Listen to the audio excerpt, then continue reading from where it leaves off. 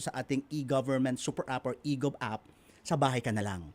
So napakaraming government services ngayon ang nandito na sa ating e-gov super app ngayon. Nasa 1,000 government services na ngayon, Cheryl, ang laman nito.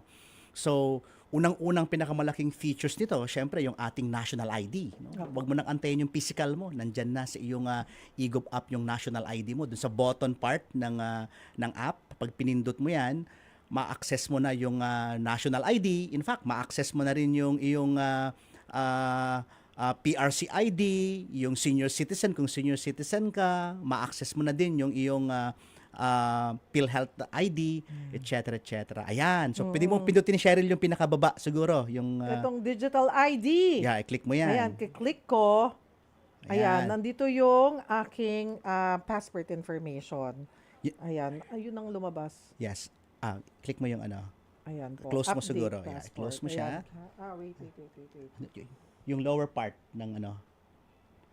Ayan po. Ayan. Pindutin ito. Itong digital ID. Ayan. Ayun! Nandyan na yung Oo. national ID mo. So, nga, papalitan yung picture ko eh. Hindi, di ba?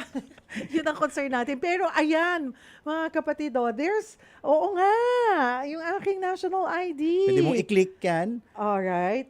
Makikita mo na rin yung swipe mo. Kita mo na rin yung PhilHealth ID Oo, mo. ayun. PhilHealth ID ko. Yan. Nandyan Pwede na mong rin. i-swipe. PhilHealth ID, kita mo na rin. Okay. Ayan na rin. Oh, ang dami. Mhm. Ayun.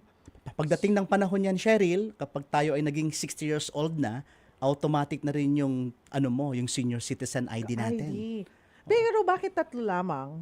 Yung, paano yung SSS, yung pag-ibig, to follow na ba yan? To follow po Magiging yun, na yung mga IDs na yon, biruin mo, lahat ng ID mo nandito na. Yung ibang ID, baka hindi na kailangan in the future kasi pinopromote na po natin yung isang ID natin, yung ating national ID. Oo. So, yung kasing PhilHealth, kailangan yan po sa ating mga health benefits, no? Kaya importante po siya.